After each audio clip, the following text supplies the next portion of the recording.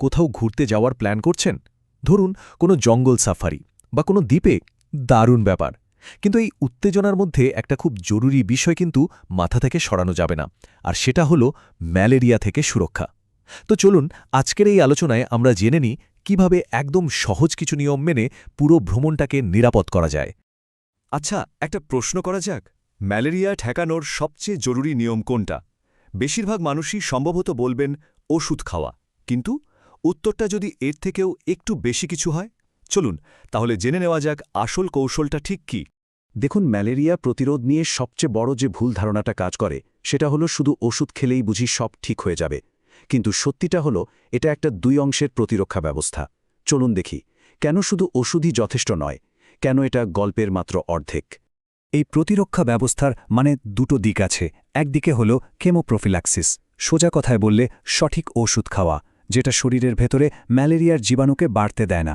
আর অন্যদিকে যেটা ঠিক ততটাই জরুরি, সেটা হলো মশার কামড় থেকেই নিজেকে বাঁচানো। আসলে দুটোই কিন্তু একসাথে কাজ করে, একটাকে ছাড়া আরেকটা একদম অসম্পূর্ণ। এ কথাটা কিন্তু পুরো ব্যাপারটাকে এক লাইনে বলে দিচ্ছে। এভাবে ভাবা যেতে পারে, ওষুধটা হলো শরীরের ভেতরের বর্ম, কিন্তু মশার কামড় এড়ানো হলো বাইরের বর্ম। দুটো বর্ম যখন একসাথে থাকবে তখনই কিন্তু সুরক্ষাটা কামেল হবে। শুধু একটার উপর ভরসা করলে ঝুঁকি থেকেই যায়। আচ্ছা, এবার আসা যাক আমাদের দ্বিতীয় মূল নীতিতে, আর সেটা হলো সঠিক সময়ে শুরু করা। অনেকেই ভাবেন ঝুঁকিপূর্ণ এলাকায় পৌঁছে ওষুধ খাওয়া শুরু করলেই চলবে, কিন্তু এখানেই সবচেয়ে বড় ভুলটা হয়ে যায়। আসল প্রস্তুতিটা শুরু করতে হয় ভ্রমণের অনেক আগে থেকেই। নিয়মটা খুব সহজ। ম্যালেরিয়া প্রবণ এলাকায় ঢোকার অন্তত ১ সপ্তাহ আগে থেকে ওষুধ খাওয়া শুরু করতে হবে। এটা কিন্তু কোনো সাজেশন নয়, এটা একদম বাধ্যতামূলক একটা নিয়ম।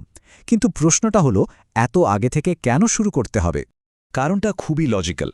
আমাদের শরীরে ওষুধের একটা প্রতিরক্ষামূলক লেয়ার বা স্তর তৈরি হতে কিন্তু কিছুটা সময় লাগে। আগে থেকে ওষুধটা শুরু করলে কি হয়, যখন প্রথম মশার কামড়ের ঝুঁকির মুখে কেউ পড়বে, তার শরীর ততক্ষণে লড়াই করার জন্য একদম তৈরি। বেশ, তাহলে ভ্রমণের আগের প্রস্তুতি তো হলো। এবার আসা যাক ভ্রমণের সময়টাতে কি করতে হবে। এই সময়টার জন্য মূল মন্ত্র একটাই, ধারাবাহিকতা।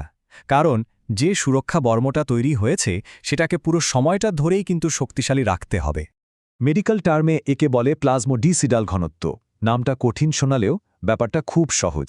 মানে হলো রক্তে ওষুধের সেই লেভেলটা ধরে রাখা যা ম্যালেরিয়ার জীবাণুকে মেরে ফেলার জন্য যথেষ্ট। এটাকে একটা অদৃশ্য সুরক্ষা বর্মের মতো ভাবা যেতে পারে, যেটা সব সময় অন রাখতে হয়। তাই মনে রাখাটা খুব জরুরি যে নিয়মিত আর সময় মতো ওষুধের ডোজ নিতেই হবে। একটা ডোজ মিস করার মানে হলো নিজের সুরক্ষা বর্মটাতে একটা ফুটো করে দেওয়া, আর সেই ফুটো দিয়েই কিন্তু সংক্রমণটা ঘটে যেতে পারে। কাজেই ধারাবাহিকতাই এখানে সবচেয়ে বড় শক্তি। এবার আমরা সেই পয়েন্টে আসছি যেখানে বেশিরভাগ মানুষ সবচেয়ে বড় ভুলটা করে। সেটা হলো ভ্রমণ শেষ তো ওষুধ খাওয়াও বন্ধ।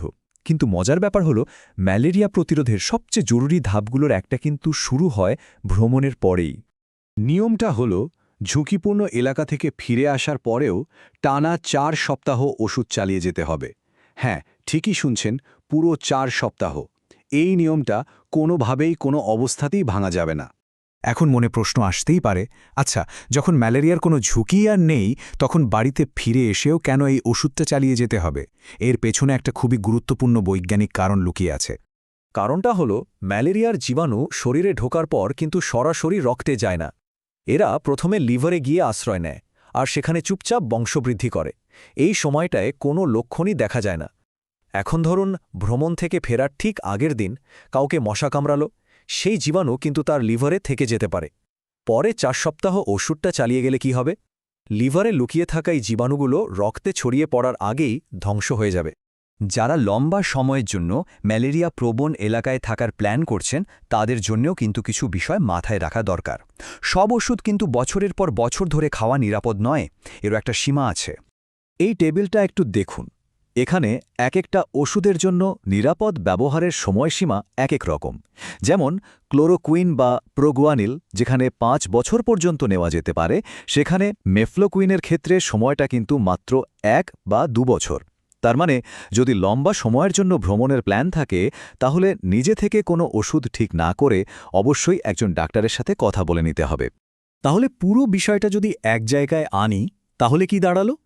ম্যালেরিয়া প্রতিরোধ মানে শুধু একটা ওষুধ খাওয়া নয়, এটা একটা কমপ্লিট জার্নি, যা শুরু হয় ভ্রমণের আগে, চলতে থাকে পুরোটা সময়, আর শেষ হয় বাড়ি ফিরে আসারও অনেক দিন পর। তাহলে শেষ প্রশ্নটা এটাই থাকলো, নিরাপদে থাকার এই জার্নিটা কি দেশে ফেরার ফ্লাইটটা ল্যান্ড করার সাথেই শেষ হয়ে যায়? আশা করি এই পুরো আলোচনার পর আমরা সবাই উত্তরটা জানি, না, একদমই শেষ হয় না। আসল সুরক্ষাটা তো নিশ্চিত হয় ভ্রমণের পরের ওই জরুরি 4 সপ্তাহে।